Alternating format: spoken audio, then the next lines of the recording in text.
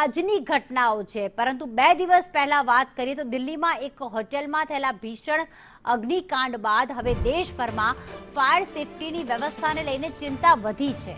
ત્યારે અમદાવાદમાં પણ સ્થિતિ ચિંતાજનક હોવાનું સામે આવ્યું। શહેરમાં જે હોટેલ્સ આવેલી છે, જે હોસ્પિટલ્સ આવેલી છે, જે કમર્શિયલ ઇમારતો આવેલી છે, ત્યાં ફાયર સેફટીના નિયમોના પાલનમાં મોટી ક્ષતિઓ સામે આવી છે। આશરે 40% વધુ ઇમારતો પાસે માન્ય ફાયર એનઓસી જ નથી, છતાં તંત્રની કાર્યવાહી ધીમી ગતિએ ચાલી રહી છે। શ્રેય હોસ્પિટલ અગ્નિકાંડ, તક્ષશિલા દુર્ઘટના અને રાજકોટ ગેમ ઝોન અકસ્માત બાદ પણ સિસ્ટમમાં કોઈ ખાસ સુધારો જોવા નથી મળ્યો। કોટ વિસ્તારની અમદાવાદની વાત થઈ રહી છે। કોટ વિસ્તારની જૂની હોટલ્સમાં તો ફાયર એક્ઝિટથી લઈને સ્મોક ડિટેક્ટર સુધીની ગંભીર ખામીઓ સામે આવી છે।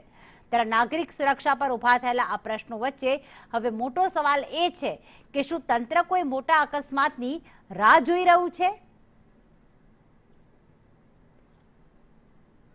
તો અમદાવાદમાં ફાયર સેફટી 40% નથી તેવો ખુલાસો થવા પામ્યો છે। અમદાવાદમાં અલગ અલગ જગ્યાએ જ્યારે રિયાલિટી ચેક કરવામાં આવ્યું, જેમાં હોટલ્સ આવી જાય છે, હોસ્પિટલ્સ આવી જાય છે, કમર્શિયલ કોમ્પ્લેક્સ આવી જાય છે, ત્યાં માન્ય ફાયર એનઓસી છે જ નહીં।